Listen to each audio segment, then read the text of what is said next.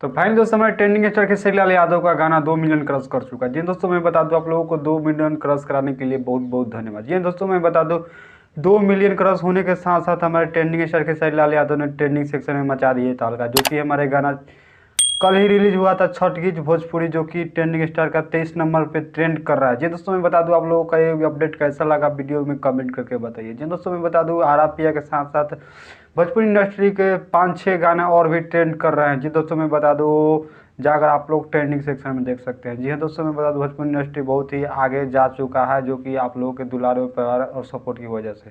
हमारे trending star Khesari Lal Yadav का गाना एक और भी ट्रेंड में है, जो गाने का नाम है फाइनली दोस्तों एक और खेसारी लाल यादव का गाना ट्रेंडिंग सेक्शन में है, झुमका गिल छठी घाट पे। जिन दोस्तों में हमारे से ट्रेंडिंग स्टार खेसारी लाल यादव का एक साथ दो गाना ट्रेंड में है।